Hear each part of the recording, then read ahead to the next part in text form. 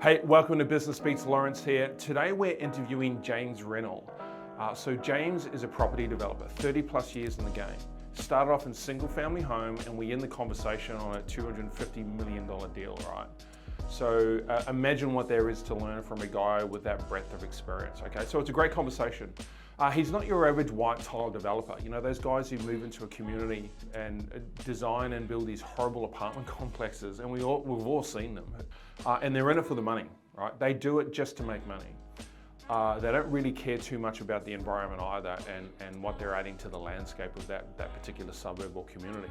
James is a complete flip side to that, right? So he cares about the community. He cares about the build, the architecture, the feel, and how it connects to the local area, right? And that's really important. And even paying homage. We spoke about the cafe that we sit in was an old timber mill, and how he wanted to design a building to reflect that history, right? So that's great. And not only that, he wants to connect the retailers that go into those retail precincts that he develops and create something special around that, you know, for the local community and those who go into those areas. So we talk a lot about that cafe scene because that's sort of where he started. I think he said he was running his cafe for about 12 years, him and his wife. And they've teamed up and they've developed what I think is probably one of the best cafes in Brisbane, right?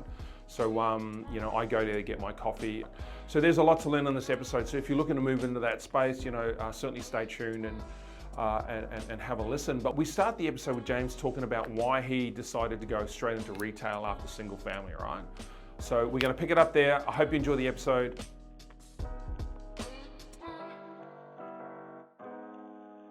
So why retail? Like normally you go single family home, like you cut your teeth on some single family home stuff, residential stuff. Did that? Yeah, did that. How What's the next thing? I didn't want to build a warehouse. I didn't want to do industrial. Yeah. Albeit, I mean that's a great market segment to be in property. But if you're wanting to do something exciting and you want to try and make a difference, I think retail's it's always been a buzz for me. I mean, I look at it and think so much of it's been done badly. You know, just the simple exercise of how you enter a site, where you park, how you park. You've already started your experience retail. Yeah. And if it's a bad experience, the way you roll in the car, get a park, and try and connect with the retailers, then they're not going to spend. So you know, it's that whole part to navigate in terms of design. So talk to me about that. You're talking about the intimacy of knowing the deal. Yeah. Explain that. What's up? Yeah, well, I mean, it comes from saying dumb deals, right? But, you know, you see these guys and they're doing deals. They're stepping over a good deal to get to a bad deal. You know, they're going out of Brisbane. They might go, you know, North Queensland. They might... Risky, right? Risky. I mean... Risky.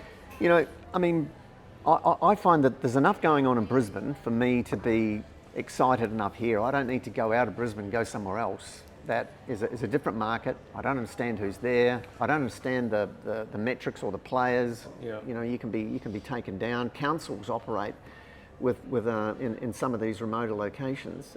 They operate with there's a lot of nepotism and there's a lot of kind of you know, they look after people. So you don't even know whether you're going to get a deal sunk, and I've seen that happen. So Brisbane is good, and I like knowing Brisbane to the extent where if you're talking about a retail precinct and you say there's a development opportunity within that precinct, I'll actually say which side of the street. And if it's that side, I know that it won't work. If it's this side, I know that it will. Now, that's 42, 43 years of studying and kind of, and you know, having my eyes open and having an awareness. So it's really dangerous to take a deal somewhere else. You can run it completely and purely on metrics, and people do it and they make money.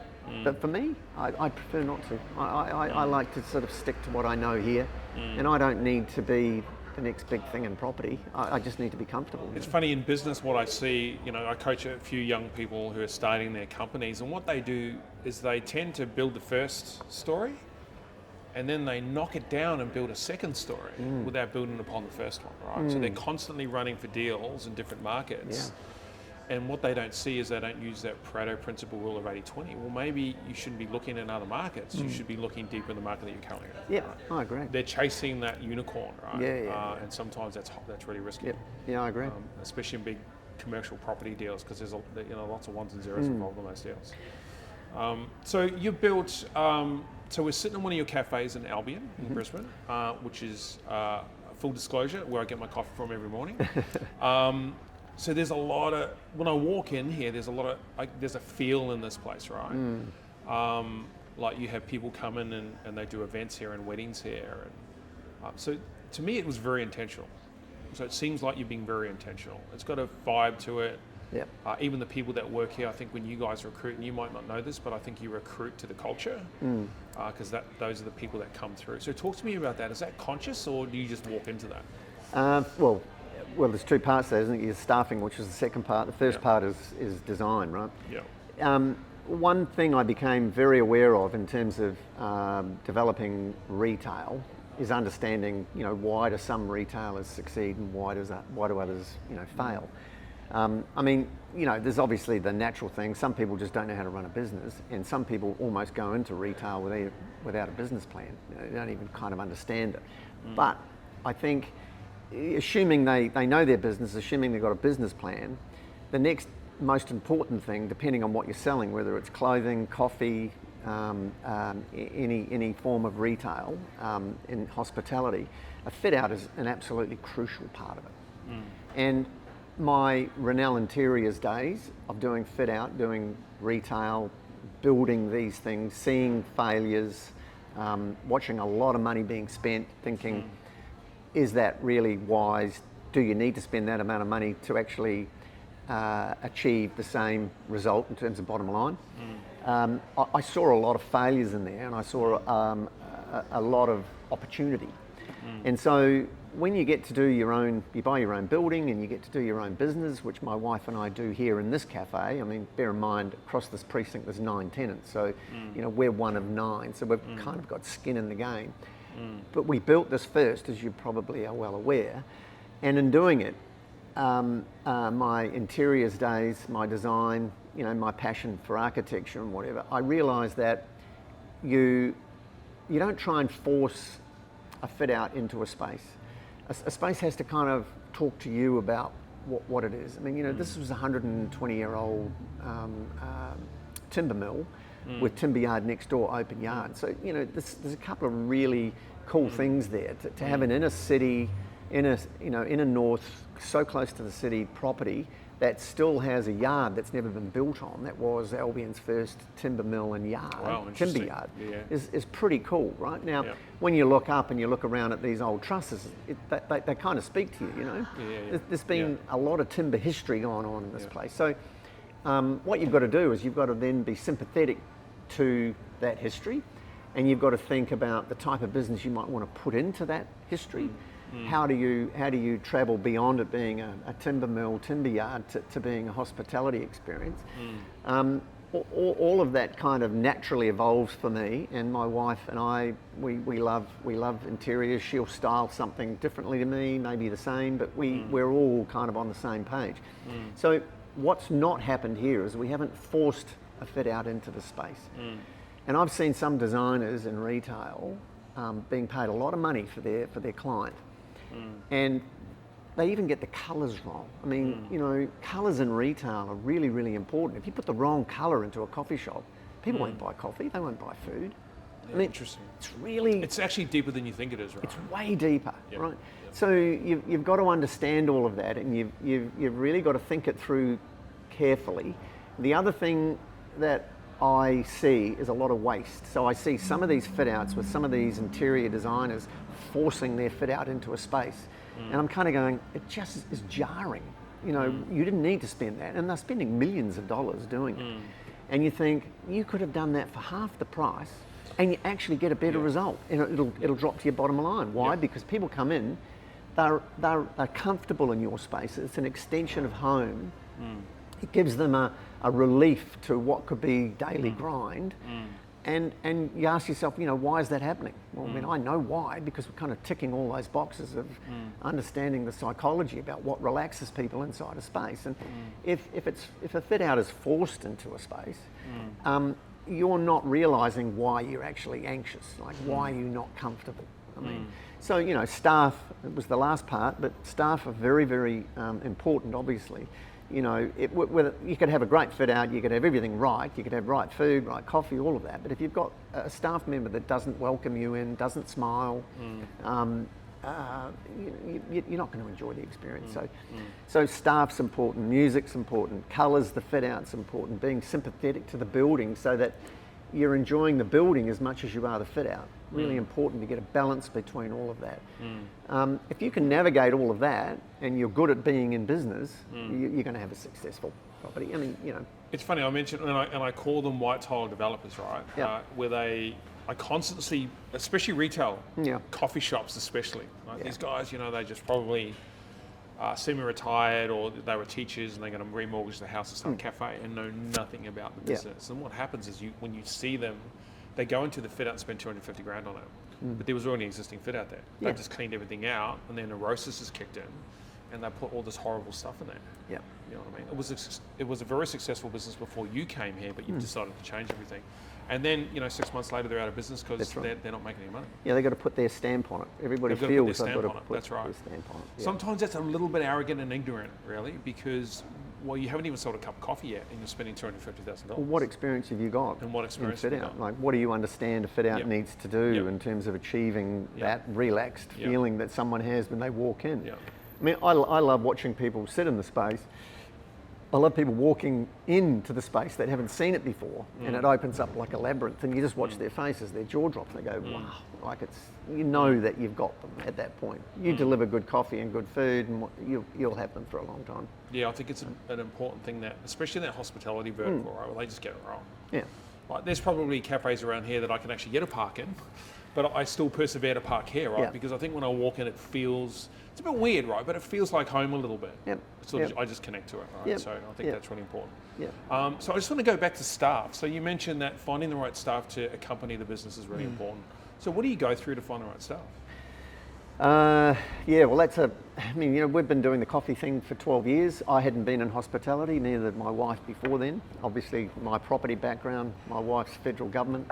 So she's used to employing people in a corporate sense and managing people. Maybe not employing them, but managing them. It's a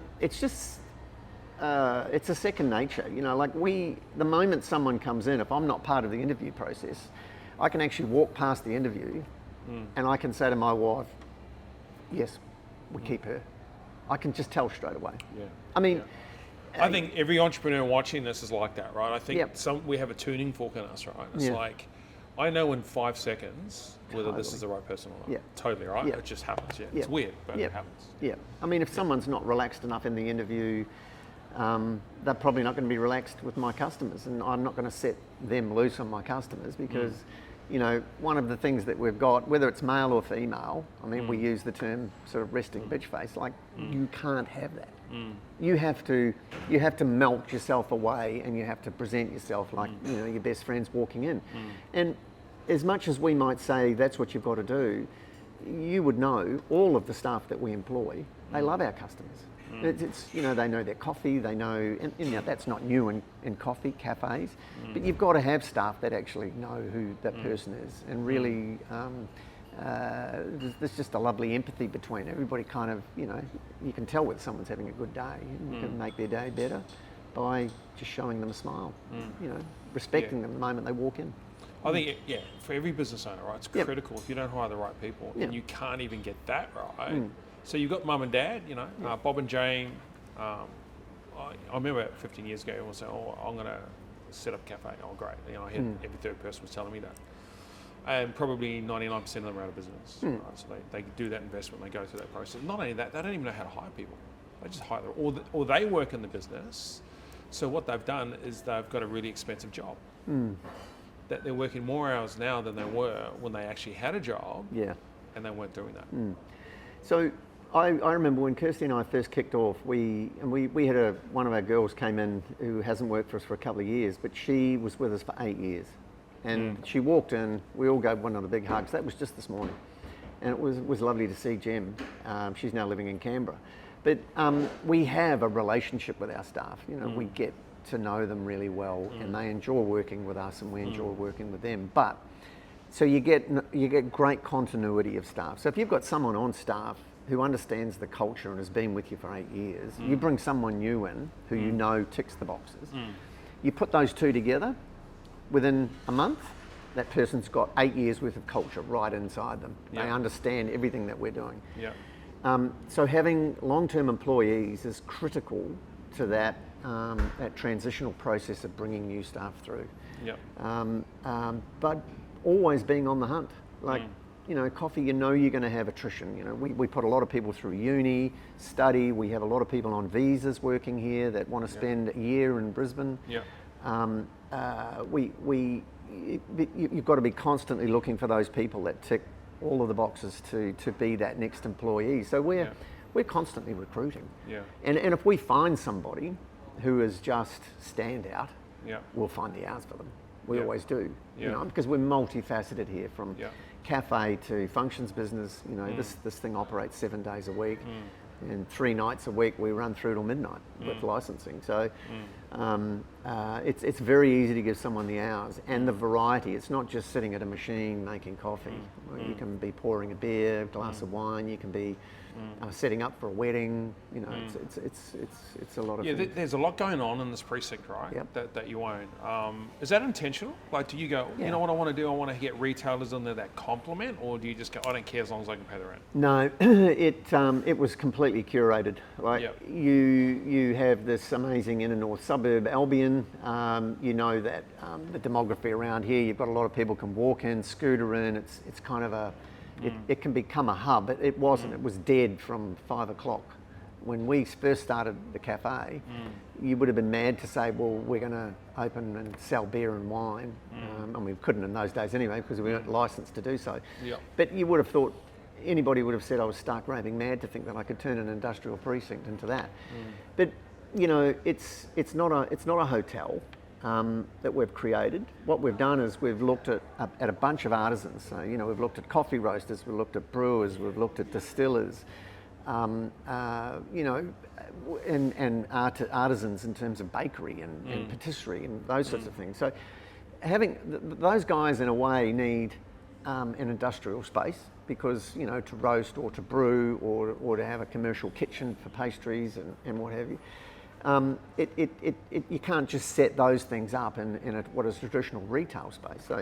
So you've got to bring council along for the journey to say, look, we want to take this industrial precinct and make it more an artisanal precinct. So, you know, people that can craft what they do really well, but at the same time, while they're crafting it and they're using the industrial element of the precinct, we also want them to retail, because then there's authenticity in the offering. I mean, if you know that our 15 hect brewery here is brewing 3-4 times a week, and next minute you're coming in for a Friday night beer, it's been brewed here, which is pretty cool. The coffee we're drinking here is our coffee. It's our blend coming out of the roastery. So we've got a story behind that. You know, the pastry kitchen upstairs, from, you know, Wednesday early hours of the morning, they're up there baking, and next minute it's sitting in the kiosk and you've got fresh patisserie. So there's a lovely authenticity to that. Now, curating an industrial precinct is about saying, there's some really good tenants in that space around Brisbane. Find those tenants. Create the built form, which I think next door we've done really, really well, and what was an old dance studio. And that just adds to the experience of what we've created here in the cafe function space. So yeah, it was completely thought through. So built form was and design was centered around thinking about those artisanal type tenants. So how did you end up with a MMA gym in this precinct? COVID. Ah, right. Plain and simple. Yeah.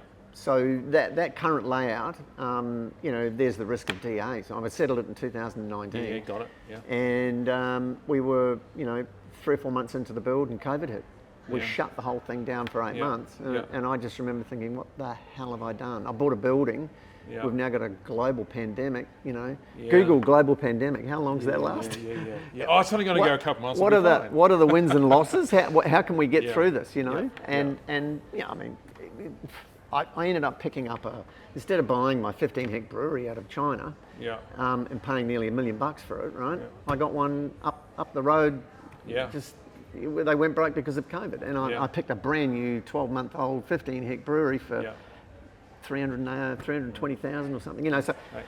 you know, Opportunity, right? opportunity. So Yeah, I mean, and you know, you just got to see the opportunity in whatever you do. So, you know, that was a really great deal, and I did enjoy sitting there because I made that guy's day. I was able to walk into his facility and say, "Mate, I'm prepared to buy this," and you know, he thought I was crazy, I think, at the time. But anyway, but you know, fast forward, new DA, I kept one of the tenants that I had prior to COVID, and I you know, everything just changed, and the way we had that building designed, it meant that I had to rethink it. So I got rid of void spaces and I created more net lettable space, and in doing that was able to rerun a feasibility, and I still think it's a great result, but I would have loved the pre-COVID model. It was amazing, and it didn't have a gym.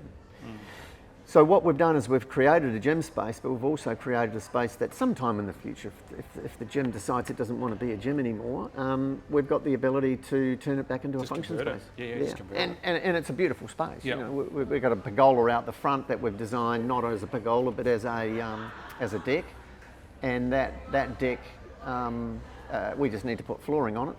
Decking on it, put a handrail around it, punch 2 doors through, and we've got this beautiful. That's right. You can sit up there and have a drink and look out over the park. Yeah, look out over the so park. it has the ability to transform beyond what we've got. And look, it's a means to an end. You know, we love our gym tenant. I think you know they've been great, and we've worked really well with them. But what feels like a purely hospitality precinct, it is unusual. There's a gym sitting there, but it's COVID reason why. It's sort of cool to have it there, but yeah, it is a bit unusual. Yeah, it is. So yeah, highly curated boutique environments, right? That's sort of your thing. That's sort of the feel I'm getting. Yeah. So what now? Like, what's the, you know, you're still doing property developments. I think you told me that you've got another development not far from here, large retail. Yep. Yeah, it's about a $250 odd million development. It's what we call in Brisbane a TOD development, which is transit-oriented development. Yeah. Part of that is sort of like retail hub, mixed use, but you end up with public transport going right in next door to you, in our case, directly underneath that site. So the Northern Busway feeds directly into that development. So I've got a DA on that site. I've already got a bunch of tenants signed up.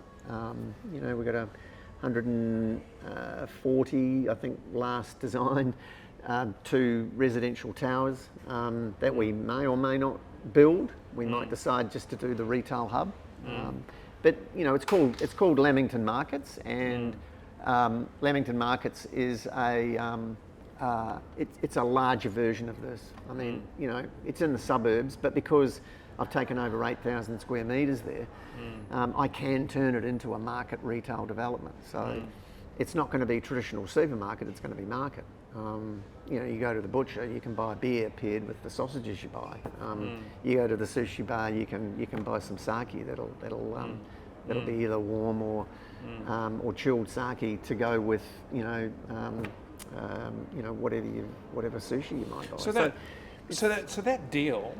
Sorry to interrupt, but that deal, like, when it's highly curated, like, you got to be intimate about that environment over there, right? Like, you need to, like, you said busway, so you know where are the buses coming from, how frequent are they? Do you look at that? Oh, God, yeah, it's a massive part of it. Yeah, absolutely. That's very detailed.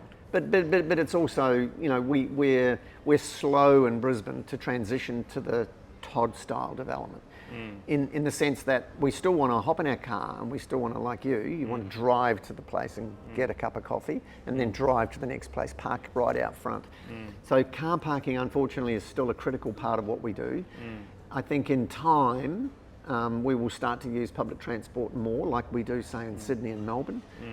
But in Brisbane, we still jump in our car and drive everywhere, right? We do, yeah. But I think it's build it and they'll come. I mean, you know, we still have 70,000 vehicles left-hand outbound, which is a retail metric.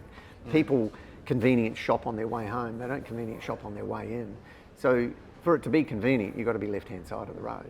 Yeah, interesting, right? It's interesting when you break it down like that, because that's just a logical application. Yeah, right? but that's that right side of the road, left-hand side of the road thing, right? So left-hand outbound's critical, and then that whole traffic movement coming off the main road, but being able to get back onto the main road to keep going. Yeah.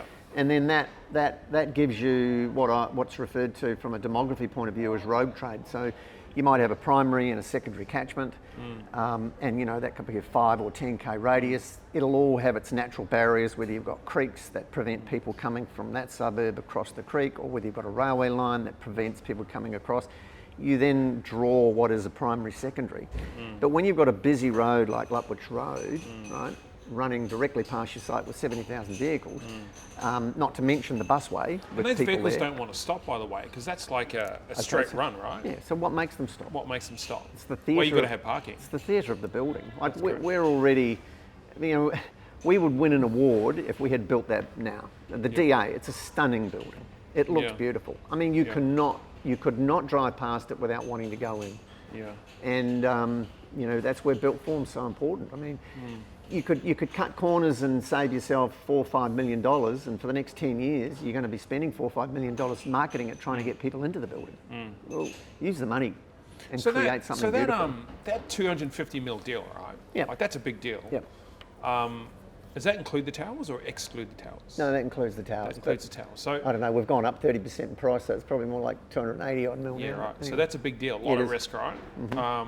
So talk to me about the management of risk and ensuring that you're doing the best you can to ensure that deal is successful, right? Because that's got to be quite stressful, I would think.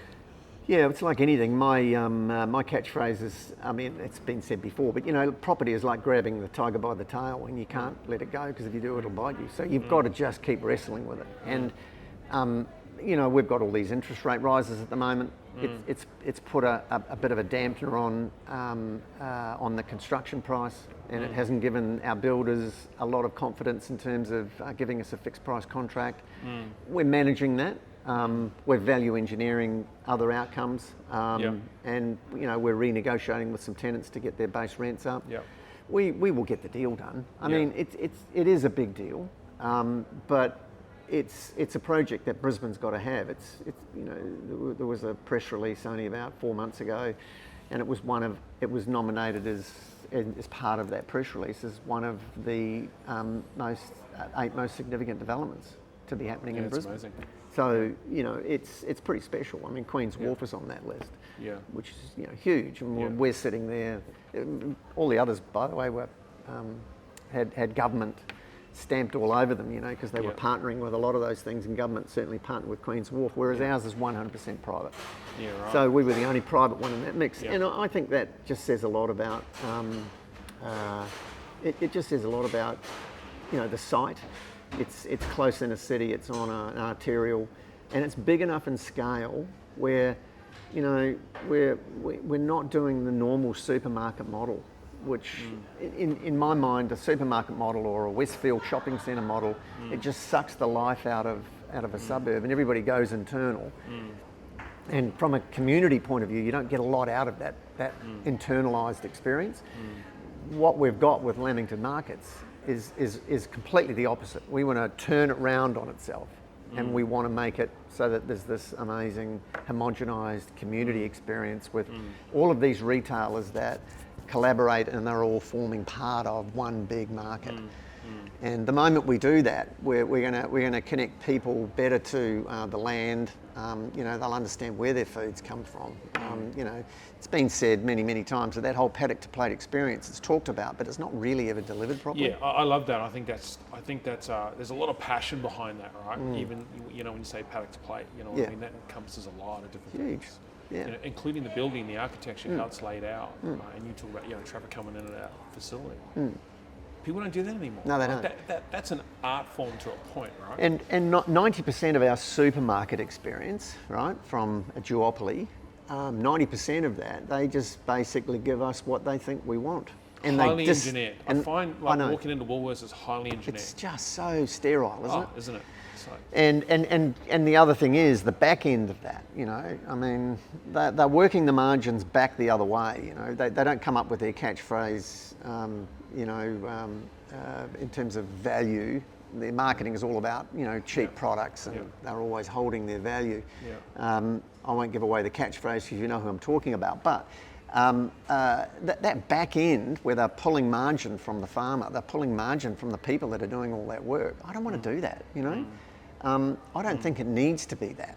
You know, I think people will genuinely pay a fair price for something that they know they can sit and talk to the farmer. I mean, is the farmer there? Do you know where he comes from? Is it granite belt, cement rim? Yeah, Where I is it? think you're right, You know? and I think those are loyal customers. Yeah, you know, they are. they're just loyal. Yeah. You know, and they repeat. It's a repeat business, and I think people miss that. If you go overseas, and if some of the listeners to this podcast will be well aware, they don't have the model that we have here in Australia. It's not 90% of it controlled by a duopoly.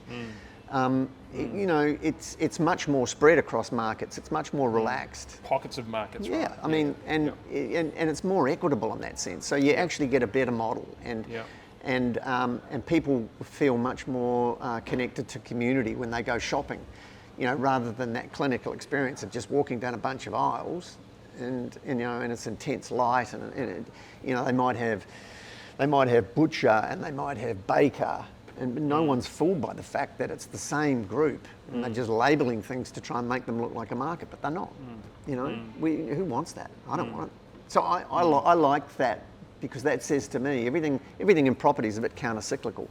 You know, you've got to look at it. Whatever's going now is not going to be going by the time I deliver it. So I need to think in cycles beyond where we are. So I'm not going to go and build a supermarket, 4,500 square metres, standard aisles. Half of the stuff will be delivered like a you know, a dark space where home deliveries are kind of fed out of there, and then there's no connection at all. I don't want people to connect through Lamington markets with home deliveries. I want them to come out and experience you and I. We're here. We have a coffee. We have something to eat. We're rubbing shoulders. You're getting that sense of community just walking around a space. You know, I want that. That's what I want. That's what I want to shop. And I think the counter-cyclical thing here is that I think a majority of people are wanting that. You know, I mean, you know, beautiful, simple things like, you know, the grounds of Alexandria in Sydney was a great example. I mean, it's moved beyond that a little bit now, but it's still doing great things. It feels so community oriented. It's an amazing part of an industrial precinct. It's a beautiful, beautiful space. Well, look, people don't go to Coles and Woolworths for an experience. No, they don't. They go there for convenience. Yeah, right? yeah. What you're talking about is an experience. And that's the way people are going. So my counter cycle on this is that people are now moving towards that. Yeah. The farm Byron Bay is another great example. Yeah. I mean, that is so connecting to a farm. I mean, they can't produce enough stuff on that farm to put through Three Blue Ducks, the restaurant, right? And the bakery. So it has to come externally, I know that. But it gives people like me who see it the confidence to say, you know, that's what people are really wanting, and that's why they tripled the size of their car park from the day they opened, because you know, remote like it is, just out of Byron, it's spectacular. It's the market's changing because generations are changing, right? Yep. And I think the kids that are coming through now, that younger style of generation, care about the planet. You know, they care about the environment, and what happened, I think commercialisation is having to go with that, because you can't fight it. No. You know, these are the people who care about where the food comes from. They care about, well, how sustainable is the building that's been built on that land? You know, so they care about that. So there is definitely a market for it. I think that's going to be around for a long time. Yeah. I don't see that going away in a hurry. Yeah. So you've got this deal. It's a $250 million deal. Yep. Good luck with that, by the way. Yeah, thanks. I'm sure you'll plan for it. Like, you've got to have risk mitigation built into deals like that, right? Like, there's got to be some sort of strategy around risk. Just quickly, we're getting to the end, but quickly, just talk to me about that risk. Like, so with that development, I've de-risked it to the tune of 50%. I was quite happy to have a joint venture partner, and I've got a wonderful family that I've known now for about 8 years. And it's just like you and I here having a conversation. You know, we collaborate really well. You know, we obviously meet regularly, and you know, I've de-risked it to the tune of 50%. And you know, for me, that's as much de-risking as I need. I mean, there's a lot of equity in that project now that we've actually fully amalgamated it. You know, it was a very complex deal. You know, acquiring some state government land which had 24 units meant we had to go and build another 24 units, and then swap contracts. So to get it to where we have with nearly 8,000 square metres, and then getting a development approval across it, it's increased its value. So it's sitting there still eating its head off, but we're getting rental of 24 units, so it's got some passing income, plus the house that Josh lives in. So. Yeah, oh, okay. Yeah, but you know, so we've de-risked it to the point where we're going backwards each year, but not to the extent where we feel like it's just eating away on our future profit. It's still an exciting project. Well, there's a lesson on that for the young kids watching, right? Yeah. It's like you don't have to get the deal yourself. You know, you can JV on your first single-family home deal, or the first 3 or 4. I'll probably always JV. Yeah. In big projects like that, you're mad not to. Yeah, You don't need to do it all because you could yourself. lose everything, right? Yeah. It's a huge risk. Super interesting. Hey, James, thank you for your time today, mate. Really appreciate it. It's a pleasure. What we might do is when that deal is done, or getting even halfway Closer. through the build, we might pick it up again. You know, absolutely. Okay, I'd love to appreciate do your that. time. Thanks, Okay, mate. thanks. Hey, thanks for watching. We hope you enjoyed the episode. We've got more interviews to come this year with some great people, so stay tuned. Look, this is a non-profit venture for us, so we're just trying to get some good information out there for free. So we'd value your support. If you could subscribe, that'd be great. Hit the bell so you can get the notifications. And thanks again. Thanks for joining, and we look forward to seeing you next time.